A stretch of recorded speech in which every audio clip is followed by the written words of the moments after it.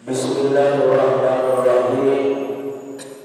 Iradatu tajsida ma'iqamatillah iyaka fil asbab minasyahwatil khafiyah wa iradatu kal asbab ma'iqamatillah iyaka fil tajsid inhifatun ngadil matil ngaliyah. Iradatu tajsida, ketika engkau menghendaki tajrid ma'aqamatillah, sedangkan Allah itu menempatkan engkau pada maqam fil asbab, maqam asbab, maqam kasar, itu namanya minasyahwatil khafiyah.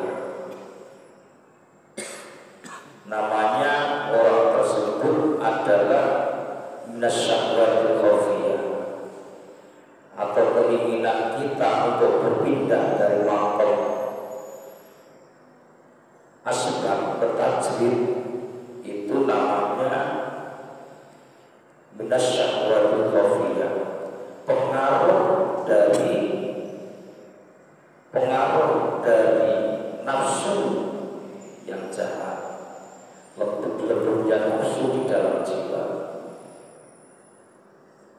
Maksudnya bagaimana? Ketika kita ini masih dalam tempat, atau Allah itu masih menempatkan kita di maqam kasar atau maqam sebab. Maqam sebab itu namanya, artinya maqam yang harus berusaha atau bekerja untuk mencukupi kebutuhan kita, menunjang untuk ibadah kepada Allah. Jadi semisal kita mau sholat, kita masih membutuhkan sajadah. Sajadah itu tentunya kita beli dari uang, punya duit. Ketika punya duit itu harus bekerja. Untuk mendapatkan uang tersebut kita harus bekerja dulu, baru kita dapat uang. Ketika sudah dapat uang, baru dapat sajadah untuk dibuat alat sholat. Atau kita mau masak, atau mau makan, atau mau membiayai anak-anak kita yang masih sekolah, kita tidak dapat duit, tidak dapat uang ketika kita tidak bekerja. Itu namanya masih maqam kasar atau maqam asbab. Mencari kebutuhan kita harus bekerja dulu, itu namanya maqam kasar.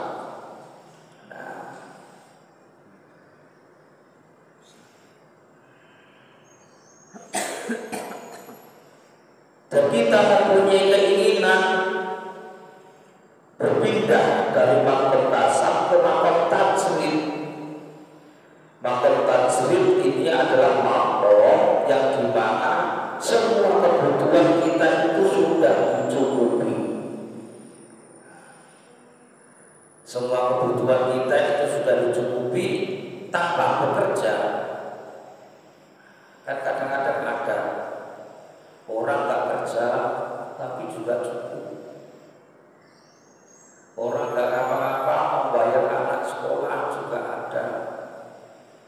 Mobil punya, tidur di rumah tapi penghasilannya banyak. Itu namanya maqam tajrid. Maqam tajrid itu adalah maqam yang dimana sudah dicukupi oleh Allah Ta'ala tanpa bekerja. Contoh banyak, seorang kiai itu kan gak kerja, nyangkul juga enggak, pokoknya bekerja, jualan juga tidak, di rumah saja saja dia itu ngajar, zikir, ngajar, ngaji, ngajar, kayak gitu. Tapi dia tersebut dicukupi oleh Allah Ta'ala. Itu namanya maqam tajrid. Ketika kita masih dalam maqam asbab, lalu kita berkeinginan untuk berpindah maqam ke maqam tajrid, maka itu termasuk syahwatil khafiyah, pengaruh syahwat yang ada di dalam diri kita yang sangat halus, yang sangat jahat. Nah, pengen memenuhi ibadah kepada Allah, artinya kita meninggalkan pekerjaan kita, meninggalkan dagang kita, pokoknya usaha-usaha kita tinggalkan. Itu namanya pengaruh nafsu yang jahat yang ada di dalam diri kita. Padahal diri kita itu masih di maqam asbab, di mana kita masih harus bekerja untuk mencari kebutuhan kita. Kalau nggak bekerja, ya nggak dapat duit, nggak bisa makan istilahnya. Kita berkeinginan terus ibadah terus kepada Allah, berpindah maqam, tinggalkan pekerjaan kita, mengajar ditinggalkan, berdagang ditinggalkan, bertani ditinggalkan. Lepas itu kita perlu ibadah kepada Allah di masjid, terus ibadah kepada Allah. Ketika kita sudah di masjid terus, akhirnya istri kita kelaparan, anak-anak kita terlantar. Itu namanya pengaruh nafsu atau syahwat yang sangat jahat. Karena kita masih di maqam asbab, di maqam yang dimana kita harus bekerja ketika kita untuk mencukupi kebutuhan kita. Nah, nafsu itu ya luar biasa, seolah-olah ibadah terus ini ya.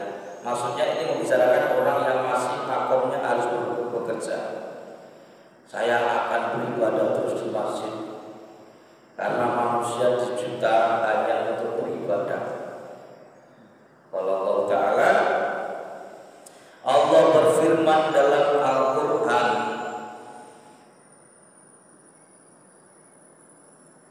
wa ma khalaqatul jinna wal insa illa liya'budun. Tidak akan aku cipta jin dan manusia kecuali hanya untuk menyembah. Dia berpikiran bahwasanya tidak ada jin dan manusia kecuali hanya untuk menyembahku, menyembah Allah. Maknanya orang itu mengartikan manusia itu hanya untuk menyembah Allah, tidak untuk bekerja, tidak untuk berdagang, tidak untuk bertani, tidak untuk bermain-main. Padahal orang tersebut masih di posisi maqam kasab yang harus bekerja. Makanya itu dinamakan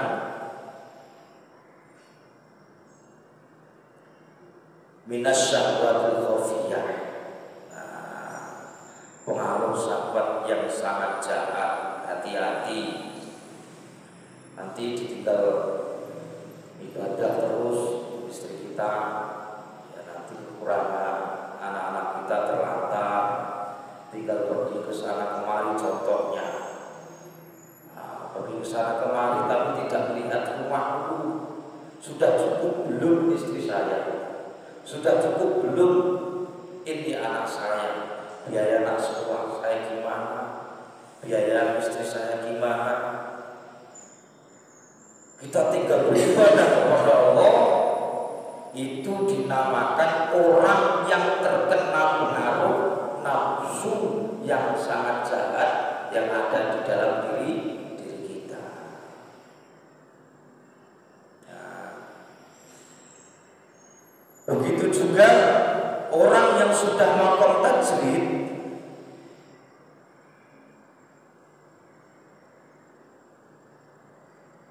wa iradatukal asbab ma'aliqamatillah ia kafut tajrid inhitatun anil himmatil aliyah.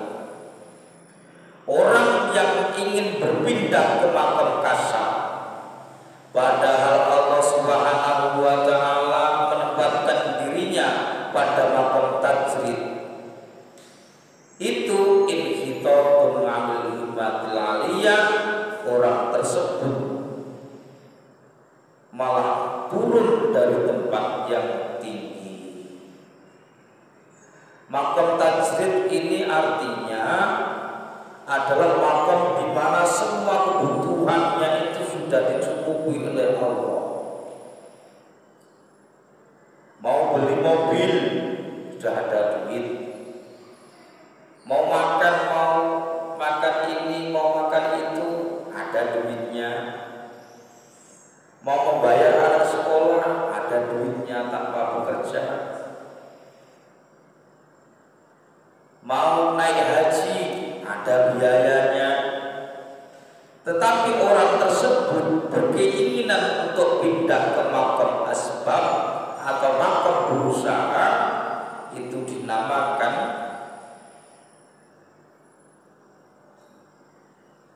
inhitatun anil himmatil aliyah, turun dari tempat yang sangat mulia, yang sangat tinggi. Nah, contoh, sudah cukup masih pengen buka usaha. Padahal sudah cukup nih, sudah gak kekurangan apapun, bahkan sudah bisa membantu orang lain, akan tetapi masih pengen berusaha, bekerja. Orang itu dinamakan turun dari tempat yang tinggi. Padahal orang yang tajrid itu tugasnya hanya beribadah kepada Allah. Nah, tugasnya dia orang yang sudah dicukupi semua kebutuhannya oleh Allah, ini adalah beribadah kepada Allah. Ini tepat dengan firman-Nya Allah, wa ma khalaqtul jinna wal insa illa liya'budun.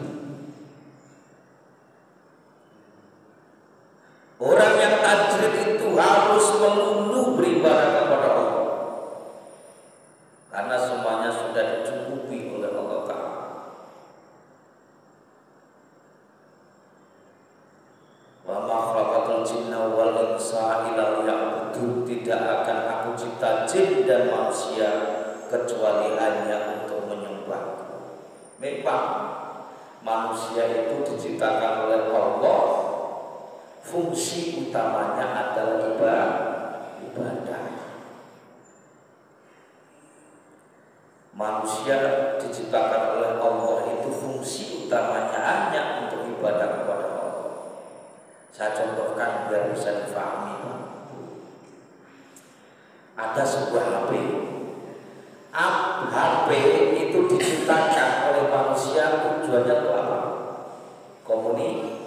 Komunikasi, telepon. Itu fungsi utama HP itu untuk komunikasi. Bisa menelpon saudara kita yang jauh sana, sebab HP fungsi utamanya itu untuk komunikasi. Akan tetapi di dalam HP tersebut banyak aplikasi-aplikasi yang lain. Ada Facebook, ada YouTube, ada WA, ada Messenger, ada permainan dan sebagainya ada. Akan tetapi HP yang bagus itu tetap berfungsi, fungsi utamanya yaitu komunikasi. Ketika kita buka Facebook, bermain Facebook, WA atau permainan yang lain, ada panggilan masuk yang nampak di layar HP itu adalah panggilan. Sebab fungsi utamanya HP dicipta itu untuk komunikasi. Sedangkan HP yang tidak bagus, yang error, itu HP yang bagaimana? HP yang error ketika sedang main Facebook, main YouTube, main IG dan lain sebagainya. Ada panggilan masuk, nggak nampak di layar, nggak nampak di layar. Asik main Facebook, dipanggil, di SMS nggak muncul di layar HP tersebut, maka dipastikan HP tersebut error. Begitu juga dengan manusia, sebab manusia itu fungsi utamanya diciptakan oleh Allah itu untuk ibadah. Ketika datang waktu ibadah, dipanggil untuk beribadah, dia asik bekerja, dia asik berdagang, dia asik bertani, dia asik di kantor dan sebagainya. Itu sama dengan HP yang error. Sebab pada diri manusia sudah tidak ada lagi fungsi utamanya untuk beribadah. Manusia yang bagus itu yang bagaimana? Ketika dipanggil untuk ibadah, ketika datang waktunya untuk beribadah, dia segera beribadah. Sebab fungsi utamanya manusia disita oleh Allah itu untuk beribadah. Nah ini Pak yang gawat kadang-kadang kayak gini. Padahal kita itu bersujud kepada Allah, asik bekerja terus, lupa dengan waktunya ibadah. Kalau sedang bermain, entah bermain voli, bermain bola, dipanggil oleh Allah datang waktu ibadah, enggak dengar juga. Sudah diinformasikan oleh MC, nah, contoh hari ini datangnya waktu maghrib, kurang jelas menginformasikan MC muadzin, keras muadzin itu, ada 4 speakernya itu, arah ke timur, arah ke utara, arah ke selatan, arah ke barat ada. Dipanggil oleh muadzin, hayya 'alas shalah. Dipanggil. Orang yang masih bagus adalah ketika dipanggil untuk ibadah, dia muncul terasa dalam dirinya, di dalam hatinya. Oh iya, aku ini dicipta oleh Allah, fungsi utamaku hanya untuk ibadah. Ibadah dipanggil oleh Allah nampak dalam diri manusia, akhirnya dia melaksanakan ibadah. Sebab dia ingat bahwasanya Allah menciptakan manusia itu hanya untuk menyembahku, untuk beribadah.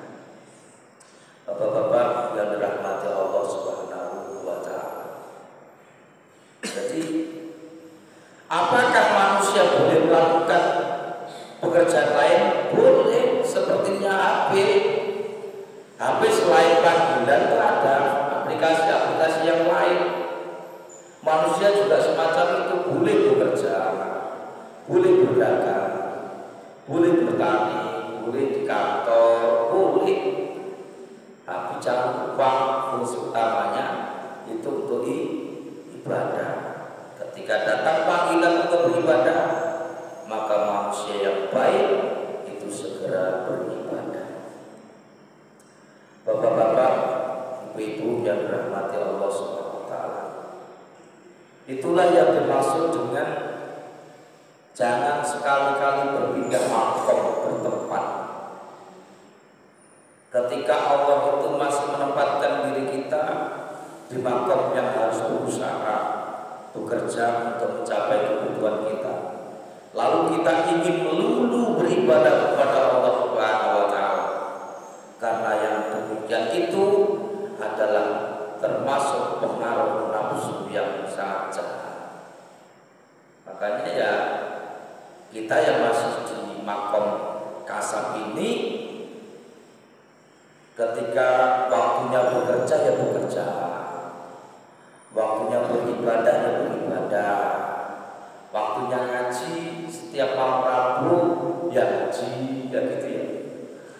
Ngaji. Sebab apa? Banyak aplikasi dalam diri kita. Waktunya mancing, pengen mancing, ya mancing, begitu, Mbak ya. Mancing.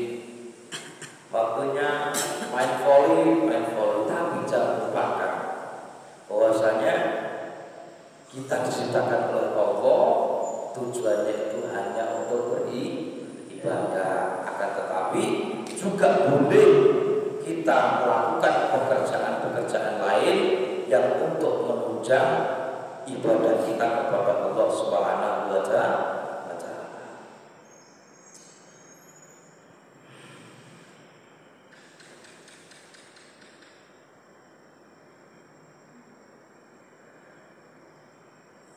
Yang semalam sudah kita jelaskan, saya ulang-ulang sebab pertemuannya cuma sebulan sekali, biar healing terus, biar ingat terus itu. Bahwasanya amal taat itu ada 3. Amal taat itu ada 3. Amal taat itu ada 3. Yang pertama yaitu al-amal syariat. Yang kedua adalah amal thariqah. Yang ketiga adalah amal hakikat. Jadi manusia itu dibekali oleh Allah Subhanahu wa Ta'ala untuk menjalankan amal taat. Yang dimaksud dengan amal taat itu ada 3. Yang pertama itu adalah syariat, menjalankan syariat agama, ya puasa itu syariat, sholat itu syariat, zakat itu juga syariat, berbuat baik itu juga syariat. Syariat itu adalah sebuah pembatas antara yang hak dan yang batil, supaya manusia tersebut bagus, baik, maka jalankanlah syariat. Makanya agama itu sebagai solusi semua persoalan yang ada di dalam dunia. Al-Islamu wad-din alladzi ba'atsallahu bi sayyidina Muhammadin li hidayatin nasi wa sa'adatihi. Agama Islam itu sebagai solusi bagi manusia, sebab dia adalah agama wad-din alladzi ba'atsallahu bi sayyidina Muhammad, agama yang diturunkan kepada Nabi Muhammad untuk apa? Li hidayatin nas wa sa'adatihim, untuk kebahagiaan manusia dan keselamatan manusia di dunia dan di akhirat. Tuh. Allah juga membekali kepada manusia itu tentang keselamatan. Caranya supaya kamu itu selamat itu bagaimana? Ikuti agama. Nah, supaya kita selamat, kita juga harus mengikuti agama. Kalau bahasa Jawanya ya enak sebenarnya.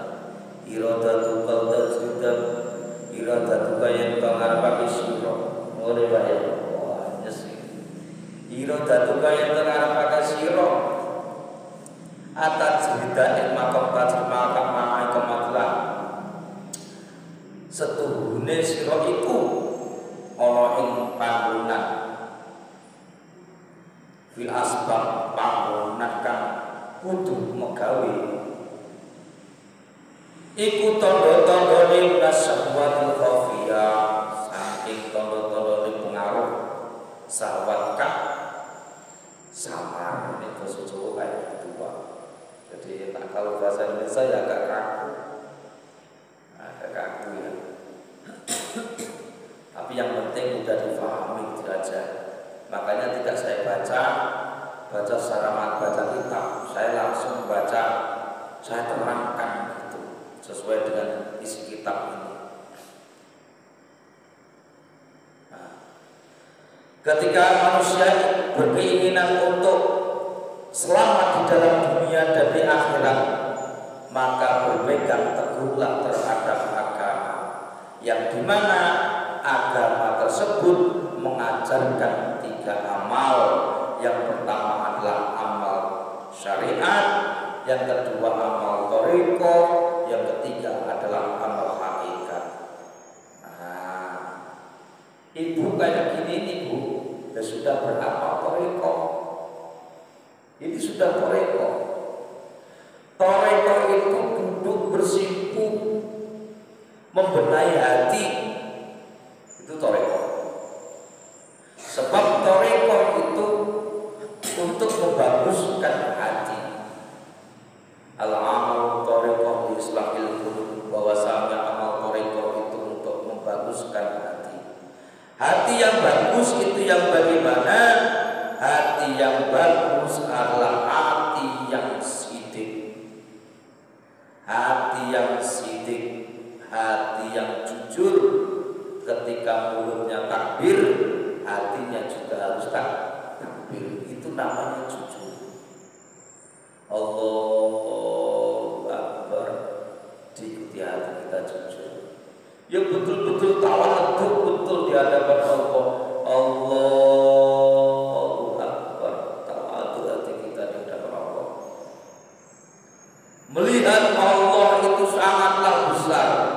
Kita itu adalah sebuah butiran debu yang ditiup aja terbang, gak ada apa-apanya dibandingkan Allah Subhanahu wa Ta'ala.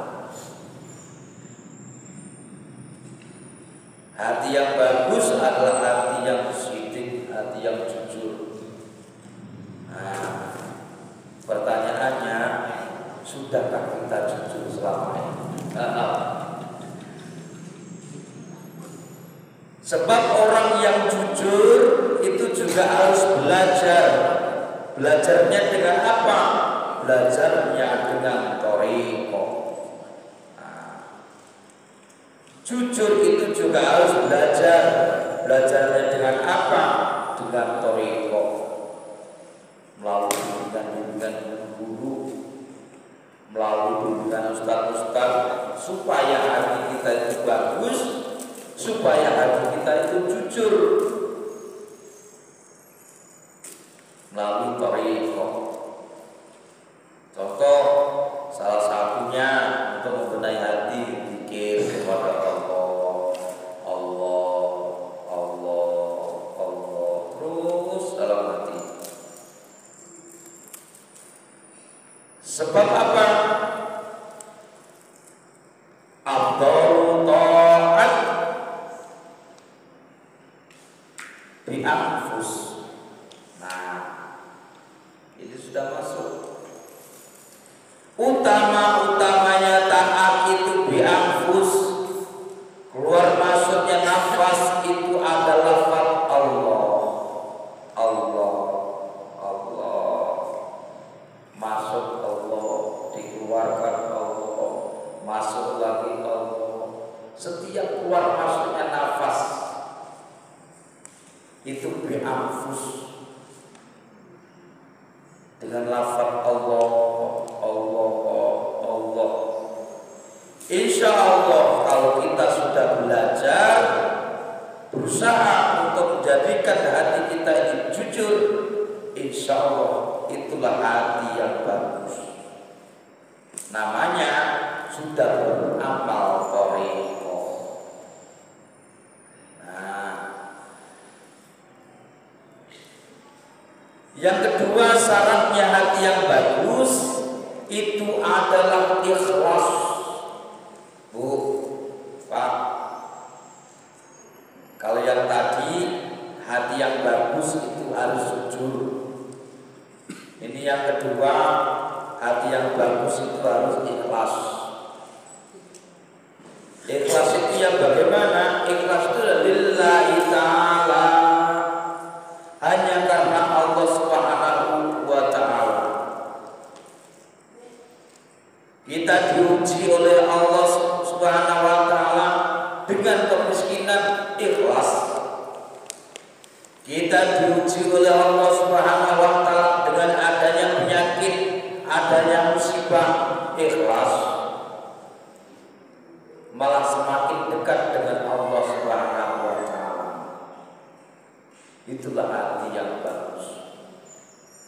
Kita diuji oleh Allah Subhanahu wa taala dengan kekurangan ikhlas.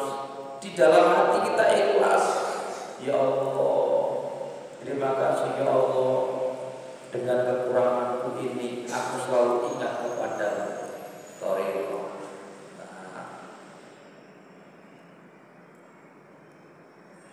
Kalaulah hati ini sudah sidik, kalaulah hati ini sudah ikhlas, maka yang terakhir hati ini akan muncul tumanina, tenang. Yang paling penting itu tenang, nggak ada rasa khawatir. Sebab manusia itu lawannya itu khawatir, was-was. Padahal Allah Subhanahu wa taala telah berjanji apa kebutuhan manusia itu akan dicukupinya. Dicukupi oleh Allah. Kita butuh angin, dicukupi oleh Allah. Kita butuh makan, disiapkan rezekinya oleh Allah. Coba apa lagi? Itulah bentuk wujud tanggung jawabnya Allah ketika menciptakan makhluk. Semua kebutuhannya itu bakal dicukupi oleh Allah SWT. Allah menciptakan makhluk yang ada di dalam batu, Allah juga mencukupi kebutuhannya. Allah menciptakan makhluk yang hanya bersarang kayak serangga, Allah datangkan rezekinya untuk dia. Sebab apa? Tidak akan mungkin Allah itu lari dari tanggung jawab. Sebab Allah itu telah menciptakannya. Jadi hati yang bagus itu adalah hati yang tumainah, tenang, tidak was-was, tidak khawatir. Sebab semuanya sudah dicukupi oleh Allah Subhanahu wa taala. Tinggal kita sendiri sekarang. Nah, posisi kita sudah tenang atau belum?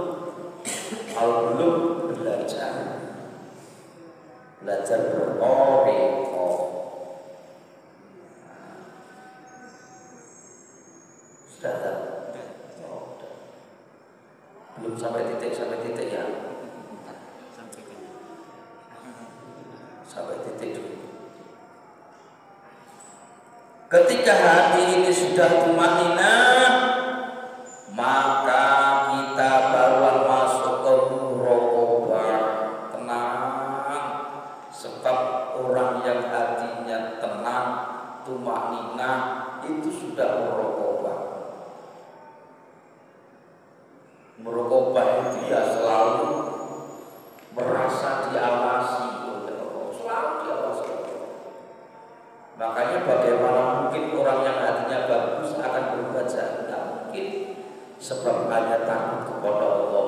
Setiap perilakunya, perbuatannya selalu diawasi oleh Allah. Muncullah musyahadah. Nah, kalau sudah musyahadah, akhirnya ma'rifah. Itulah puncaknya manusia.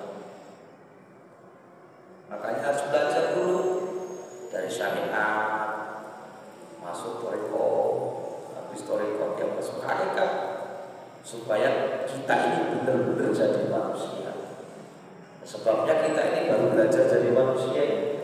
Kadang-kadang masih setan, kadang-kadang masih hewan, kita ini belum manusia.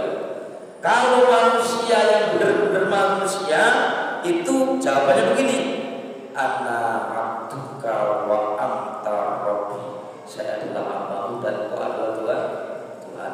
Itulah manusia.